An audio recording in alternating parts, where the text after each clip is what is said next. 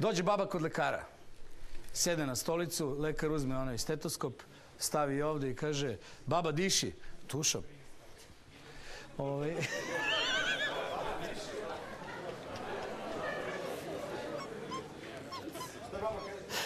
Baba kaže, tušam.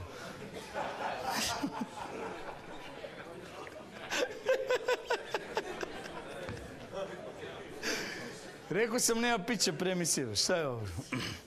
Dobro. Šta Paho mi je najviše volio u Evropi? Radost Evrope. Treći, muja upeca zlatnu ribicu. I ona kaže, ispunit ću ti 3 želje. I on kaže, jedina želja koju ja imam, to je da pišam viski. I ribica mu ispuni. I on dođe kući i kaže, Fato, daj bolan 2 čaše. Šta će ti 2 čaše? Daj 2 čaše vama, ne pitaj ništa. Uzme, on izvodi, natoči, oni popiju.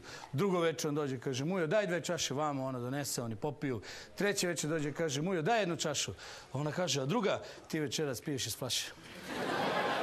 I dobro nam ide,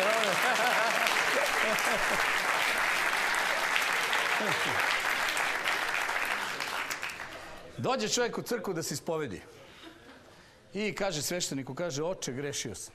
Kaže on, reci sine, šta je bilo?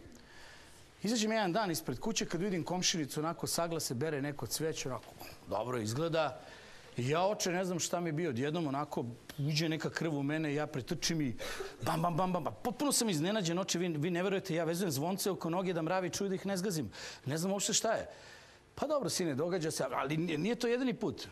Sutradan ja izađem i vidim drugu komšinicu, onako se malo nagla preko plota i meni isto neka krv. I ja utrčim onako i da. Ali oče, vi ne verujete, ja sam divan čovjek, ja vezujem zvonce oko noge da mravi ne čuju, da ih ne bi zgazio.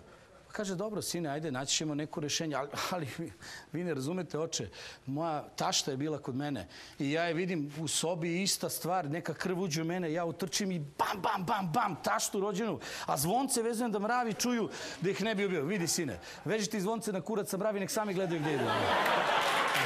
Ajde radimo, ajde!